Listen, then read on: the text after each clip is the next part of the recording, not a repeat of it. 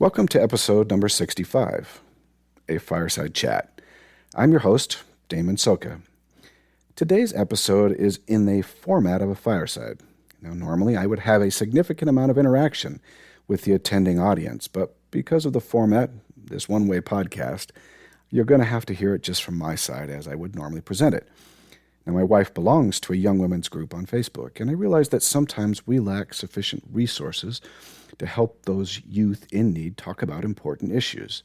I am hoping to give just a little bit of those resources. So here we go. I want you to take a look around at the people in the room. Look closely. Pick out the details of those in the room. I want you to see everyone in the room. Okay, now count the number of people you see. Now, did you see it? When you scanned the room, did you see the markings? They are there. But I am most certain you probably didn't see them this time around. Now, how many people did you count? 5, 10, 15, 30? Now divide the number of people in the room by 5. What number did you come up with? Okay, now take that number and scan the room. That is the number of people with the markings. Now, did you see the markings that time? Probably not, because you really don't know what you're looking for. Now, I'm now going to tell you that the number you got by dividing by 5 is the number of people who are likely dealing with mental illness in the room. Even if you scan the room again, this time knowing what you're looking to find, you would be unlikely to find them. Mentally ill people don't look mentally ill, and they don't look any different than a normal person, despite what Hollywood and maybe YouTube would have you think. They are hidden among you, and they suffer from an illness that directly affects every portion of their lives.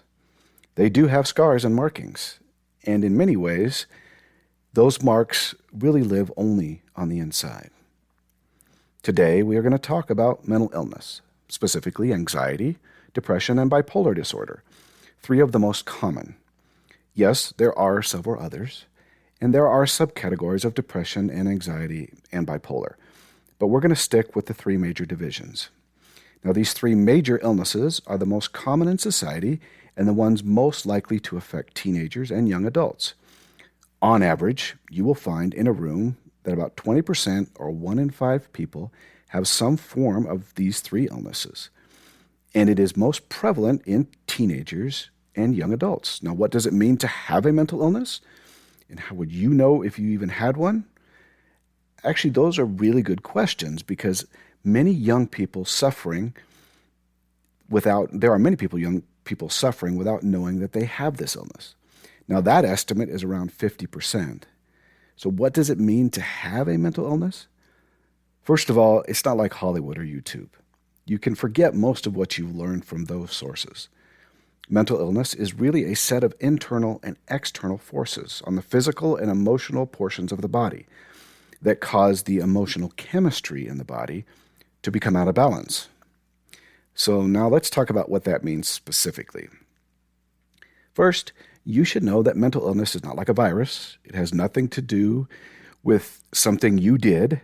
Mental illness is caused by our internal genetics, our personal chemistry, and often external pressures.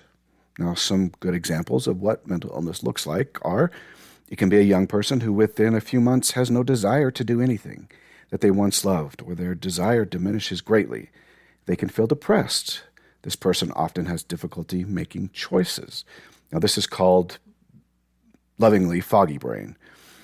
They may cry for no reason. They may have no desire to go to social events like they once did, and they may become irritable when trying to talk with them. It may also be a young person who has drifted into a gaming and entertainment because it keeps their mind off of the feelings of anxiousness and darkness and negativity. Mentally ill persons can also feel lonely, isolated, even with someone around they know, depressed, anxious when there is no real reason, worried all the time, have very little energy and desire, find little to no pleasure in life, have drastic changes in sleep patterns and moods.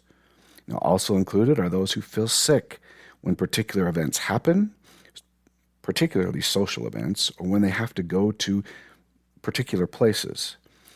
If you are considering someone who is a member of the church, then you're going to need to add to those changes a no desire to go to church, feeling as if they have no testimony, no desire to read scriptures or study, having great difficulty even feeling the Spirit, especially in places where they should. They will have difficulty socializing and really desiring to be around others of the church because they feel guilty, condemned, worthless, and unworthy, which is just actually part of the negative emotions that come with these illnesses. Now, these people may appear on the outside lonely, isolated, snobbish even, extremely shy. They can seem emotional or unemotional, and really inactive. Have you or someone you know ever felt this way, or feels this way now? What can cause mental illness? You can inherit it, meaning that it might show up without an external cause. In the DNA, although scientists have yet really defined how this works, they just know that there's a higher chance of development when a family member has the illness. It can be caused by traumatic accidents or by abuse. Now, the abuse doesn't have to be significant, or the accident extreme, meaning that even a very personal and small events can cause things to occur. It can be caused by high levels of stress. Now, understand when I say high levels of stress, that is relative. What might be a high level of stress for me might not be for you. It can be caused by changes in one's life. Generally, these changes need to be large, like moving or changing relationships, but they don't have to be. I realize that when you step back and really look at mental illness isn't like drawing blood and counting the red and white blood cells to see if something is wrong. The questions you're going to ask are more subjective, which means a doctor would ask you about changes in your feelings over time and how you have been feeling currently. There is no SAD meter or anxiety probe that a doctor can use to tell how unhappy or anxious you are. You are discussing feelings, but those feelings are important to you, important to how you live your life, how you communicate, your desires in life, your dreams, your ambitions, and even choices about things like career, your family, marriage, friendships, children, your membership in the Church of Jesus Christ, and your testimony of it. So, when do you know if it's a mental illness or just something else? Think about these questions. First, how long has your sadness, irritability, or anxiety lasted? Has it been ongoing for at least a couple of months? Has it been ongoing and then stopped and then continued again? Are these things affecting your daily life? Meaning, has it altered your normal life in significant ways? No desire to come out of your room. You watch videos all day. You sleep all day, rather than do the things you used to love to do. Do you stress about going places like school, church, or places with lots of people? Does this stress keep you from sleeping? Can you think about other things, or does this stress consume your mind constantly? Does it feel like emotions or the lack of emotions are really controlling you and you not controlling them? Do you get sick to your stomach or ill when you have to go to places with lots of people or places that cause you stress? Have your moods changed relatively rapidly in the last several months without any explanation? And now those are just a few of the questions you should ask. For me in my life, it was always a depressed mood and a dull pain in my chest. Yes, mental illness can cause physical pain. I always felt as though I had done something wrong, or that something was wrong in my life or my family's life, meaning I felt guilty, condemned, and often worthless. I felt as though I had sinned when there was no sin present. I started to worry and be far more anxious than I normally would. I struggled going to places, especially social places, and I often began to sleep more and interact less. I communicated to others less, which simply means I just didn't talk as much, and it was a drastic change that would last. I just didn't have a desire to talk to people or do much of anything. Now, I had bipolar disorder, but bipolar simply means that I experienced both highs and lows with my emotions, and my lows included significant anxiety. I didn't know that I had a mental illness until after I had served a mission. I experienced it through my teenage years and into my early 20s before I understood that I might have a mental illness, and I began some treatment. It took quite a while to get my mental illness under control. And my illness was moderate to severe, and so it caused many problems over several years before I began to really manage it. Now, what problems might you ask? First, I struggled building a testimony because mental illness interrupts the methods by which we build testimonies. I had difficulty hearing and understanding the Spirit of the Lord. Depression and anxiety interfere with the still small voice and the emotions of peace associated with the Spirit. The mania side, the highs of bipolar, also caused issues for me because everything felt right, and you become overconfident. I struggled with my desires to go to church, to read scriptures, and to do other spiritual things. When you feel depressed while doing things that should uplift you and make you feel better, it becomes difficult to even think about doing those things again. It feels so contrary in your mind. What testimony I did gain during those early years was often covered by a thick blanket of negative emotions. I had a testimony, but I could no longer feel it through that thick blanket of negativity and worthlessness that I felt. Now, with the negative emotions came feelings of guilt, worthlessness, lack of confidence, and faith in the Lord and myself, and pain. Depression pushed and pulled at me so hard that it became difficult to avoid listening to the negative voices in my head and heart. Once I came out of an episode, it took time for my feelings to return to somewhat normal, and I never really had sufficient time to heal before I was already rolling back into another one of my cycles.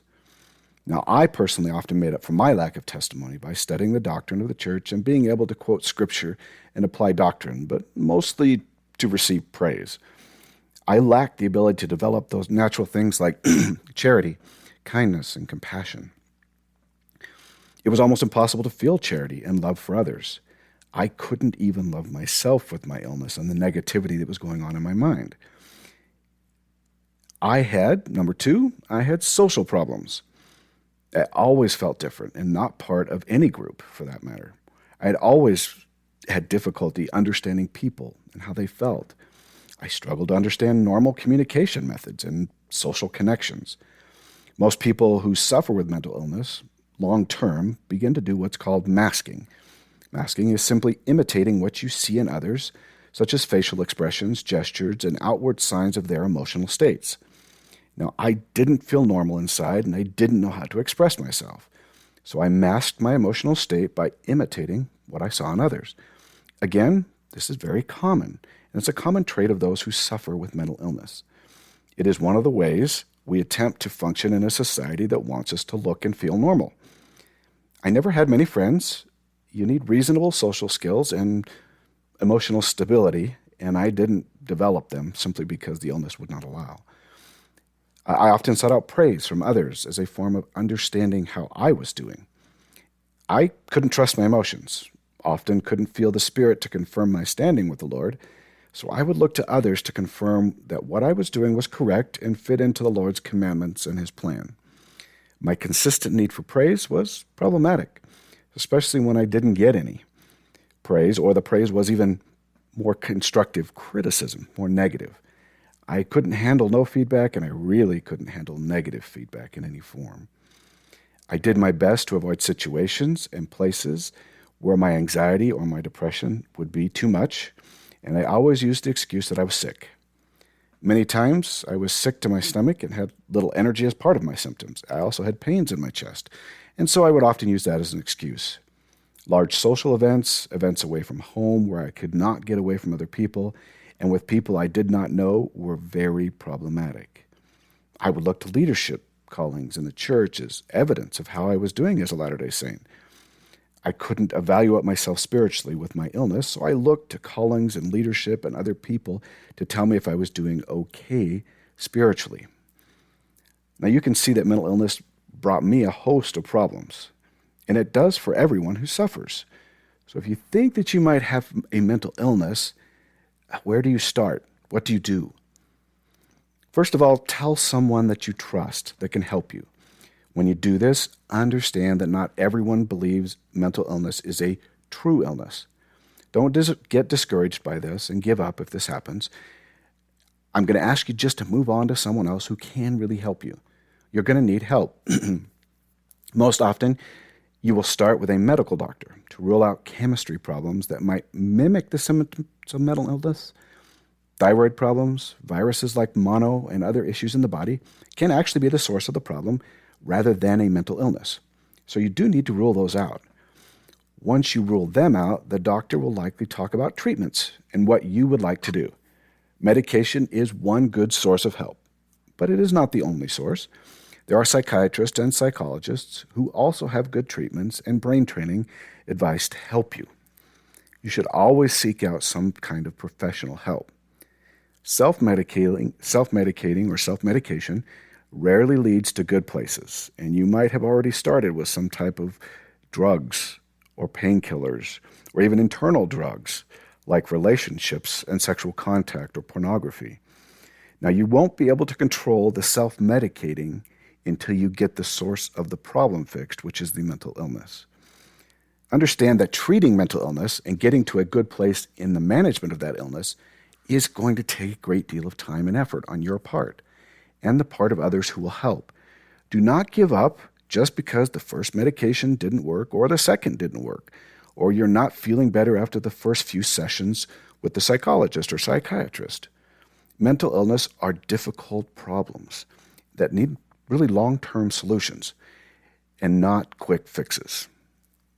Now, once you have started with the doctors, or even before, then you also need to start with the Lord and ask Him to help you with the treatment process and understanding your illness and how best to manage that illness. You can receive priesthood blessings and counsel from leaders and parents, and most of all, support and help as you start this process of management. You don't have to pass through the illness by yourself. Now, considering that, what should you do to help someone who has an illness? The first thing you should probably do is really learn all you can about anxiety disorder, depression, or bipolar, depending on how the person you are helping is diagnosed. There are many good resources on the internet beyond the church's website. The National Institute of Mental Health and the National Alliance on Mental Illness are two great organizations, and they have very insightful, important, and critical knowledge that would be important to know about those illnesses. Now, don't think you have to diagnose someone or force them to therapy or treatment. Leave the diagnosing and therapy to the professionals, even if you know a great deal about the illness. However, you can encourage those who suffer to continue to do things in their lives, continuing to be physically active, which is important, continuing to be active in the church, probably more important, and continue to do those things in their lives that provide for the Spirit. Most of all, you can continue to encourage them to seek out professional help. 3, you need to make contact with them regularly and talk to them encouragingly and openly. Don't hesitate to talk about the illness and how they're doing. Now, don't talk about it every time you meet, but make sure that they know you care and that you aren't going to avoid the subject. When you do make contact, understand that they might not respond as you would think they should, and that they may seem as though they don't appreciate the contact you are giving. Now, let me tell you, as someone who suffers and who did suffer, that they do care, but they are often unable to demonstrate it past the negativity that they feel. Number 4, listen to their concerns. You don't have to solve their problems, but listening to their concerns can be important. Understand that they are probably going to be negative much of the time. That is just part of the illness and the emotional environment which alters their mind and their reality. Understand that they see the world through dark, depressing glasses and really can't see it as you do. Most of all, simply be compassionate and encouraging. I know that it can be difficult to have that type of patience and understanding. I have had the illnesses, severe illnesses, and fully understand them. But even I still sometimes find myself too impatient with some of my children who have the illness and even my wife who has battled depression. 5, don't be afraid to talk about suicide. I know that this sounds counterintuitive, but talking about suicide is actually one of the prevention methods. I'm not saying you have to talk about it all the time, but don't be afraid to bring it up. There are some good resources on the internet about this, and I would recommend that you take a look at those. If you think someone is suicidal and may harm themselves, it is important to tell someone about it. You are not betraying a friend or a family member if you confide in a parent or a leader or someone who can help them with this problem. Understand that self-medication often comes with mental illness. Now, I was pretty fortunate not to have this problem or even have access to this problem, but it is widespread and access is significantly enhanced these days. And this even occurs with members of the church. Now, this includes things like illicit drugs or prescription drug abuse, promiscuity, pornography addiction, and even other forms of expression such as tattoos and piercings, significant clothing changes and habit changes. It can come in forms of alcohol and almost anything they can do to stop or remove the pain and suffering. Understand that things like cutting and self-harm are also part of this category, even though that may not make much sense to someone who is outside of the illness. So this means don't be judgmental when you find out about these things in their lives. They are coping mechanisms for the pain and suffering that is occurring in their minds. And the negativity keeps them from feeling the Spirit and feeling the ability to make the changes they need. Yes, many of those things are still sin, but not probably in the same way as someone who has a normal emotional state. View what they do as self-medication rather than bad choices, and encourage them to seek out help for their problems, both the illness and the self-medication. Understand that self-medication rarely goes away on its own. Spirituality and feeling the Spirit is going to be a serious issue for these people. Help them see that it is not that they are guilty or condemned or that they are being punished or that the Lord isn't there, but what they feel are actual symptoms of the illness.